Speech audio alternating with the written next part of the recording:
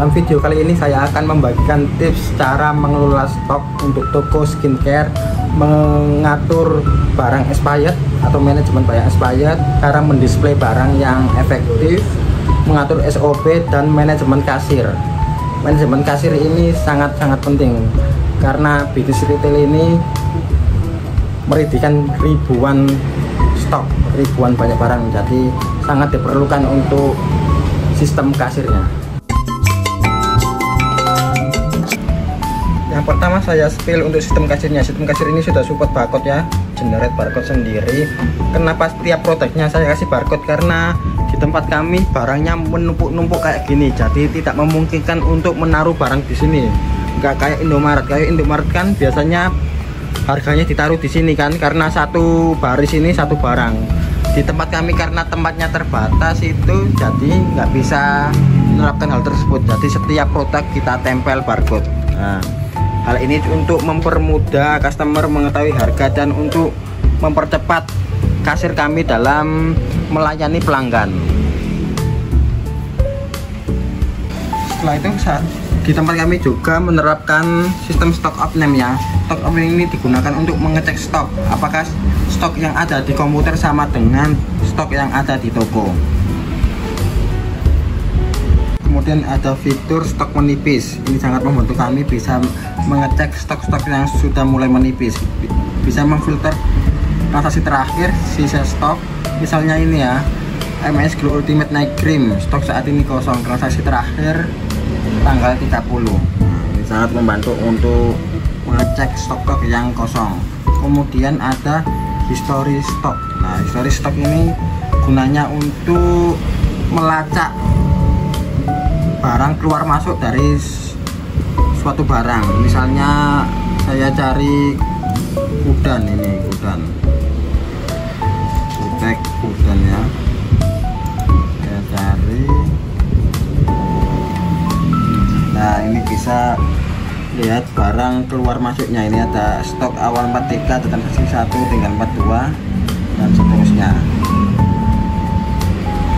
Kemudian ada fitur barang bundling. Barang bundling ini gunanya untuk mengurangi stok ketika ada transaksi paket. Misalnya ini ya, MS Glow paket skincare acne. Misalnya ada orang beli ini, maka stok yang berkurang itu bukan stok ini, bukan stok paket, tapi stok yang ada di detailnya.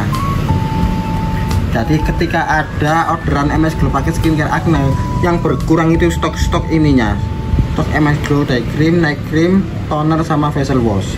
Ini sangat memudahkan karena di tempat kami untuk MS Glow itu bisa ecer dan bisa paket seperti itu. Untuk pendisplayan ini saya menggunakan akrilik. Nah, gunanya akrilik ini karena transparan, jadi dari samping langsung kelihatan produknya.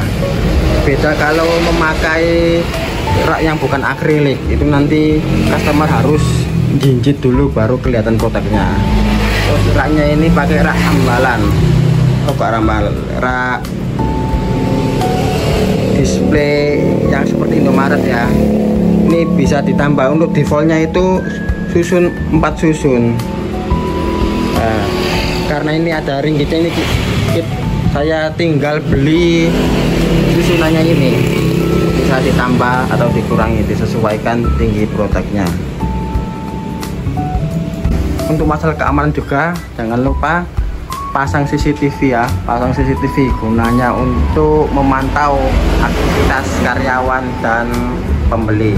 Nah, CCTV untuk mencegah barang yang expired, yaitu barang yang baru dimasukkan itu harus ditaruh di belakang ya. Dan khususnya ini kita nggak boleh malas-malas. Kalau ada barang masuk yang centelan seperti ini, atau kalau ada barang masuk itu kita harus lepas yang lama dulu, lepas yang lama terus masukin yang baru, terus yang lama dimasukin lagi, jadi yang lama tetap ada di depan.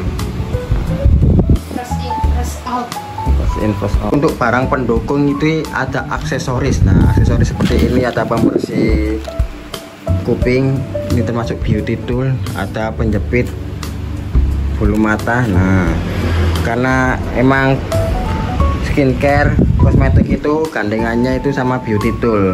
Dan tidak lupa biasanya itu ibu-ibu itu bawa anak-anak, maka saya ini ada barang pelengkap. Nah ini ada tas anak, misal tas anak. Nah terus ini ada botol anak, ini laris banget ini. Sama ini mainan Lego. Nah mainan Lego, dan juga berbagai macam ATK, nah seperti ini ya. Nah berbagai macam ATK. Tidak lupa juga perlengkapan remaja. Ini ada gantungan HP, ada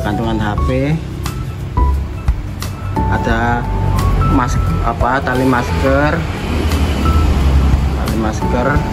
terus ini ada juga jam tangan. Nah jam tangan ini juga penting, jam tangan. Nah, ini barang pelengkap yang kita bisa mengambil marginnya agak tebal di sini, karena ini memang barang pelengkap. Biasanya untuk di meja kasir ini ada berbagai macam barang pelengkap juga, seperti ini ada kalung, berbagai macam kalung. Nah berbagai macam kalung, tasbih, ada gelang. Ini untuk barang pelengkapnya. Misalnya waktu customer bayar itu sambil lihat-lihat barang pelengkap ini. Dan yang terakhir, saya mau memberikan tips untuk SOP dalam toko. Yang pertama itu pergantian shift. Pergantian shift harusnya saat pergantian antara shift 1 dan shift 2 atau shift 3, uangnya itu dibedakan. Jadi hitungannya sendiri-sendiri. Kalau bisa itu karyawan yang masuk berikutnya, misalnya shift 2, itu harus datang 15 menit atau 30 menit sebelum pergantian shift untuk menghitung total omset dan mencocokkan omset sebelumnya. Selanjutnya yaitu sapa customer saat datang. Dan ditanya mau cari apa, karena tidak semua customer itu tahu tata letak di toko kita. Misalnya customer itu cari Acne Pads, tidak semua customer itu tahu tata letaknya karena mungkin tidak berlangganan. Dan jika customer bilang mau lihat-lihat dulu, ya sudah, jangan ditanya-tanya lagi, karena beberapa customer juga risih kalau sampai diikut-ikuti gitu. Selanjutnya uang kembalian. Nah ketika uang kembaliannya menipis itu, kasir harus berani menanyakan ke customer apakah ada uang pas atau ada uang kecil, atau mungkin bisa pakai QRIS pembayarannya jika uang receh di laci sudah menipis. Selanjutnya yaitu masalah kebersihan. Kita harus rajin-rajin memberikan pengertian dan SOP untuk kebersihan dalam toko. Setidaknya kebersihan itu harus dilakukan saat buka toko dan sebelum tutup toko, karena toko offline apalagi di pinggir jalan raya itu rawan kena debu. Kalau bisa itu toko skincare harus ditutupi dengan pintu kaca. Jadi selain rolling door atau pintu besi yang ditutup gini, kita harus pakai pintu kaca untuk mencegah debu-debu masuk dalam toko kita. Selanjutnya yaitu kalau bisa kasir itu berdiri saat ada customer.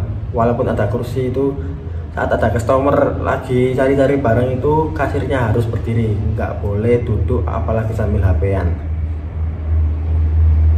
Selanjutnya itu dalam sisi marketing. Untuk toko offline itu target, kalau kita pasarnya masih lokal banget, itu marketing di Facebook itu paling tertarget.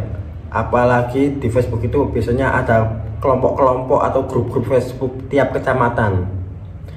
Nah, misalnya ini toko saya ini kan ada di Kecamatan Dukun, Kabupaten Gresik. Kita bisa share promosi toko kita di grup-grup di kecamatan lain. Misalnya ada Kecamatan Bunga, biasanya ada tiap kota itu ada grup-grupnya, grup-grup tiap kecamatan. Kalau pasarnya agak luas sedikit itu bisa pakai Instagram dan TikTok, itu juga nampol kalau targetnya sudah besar.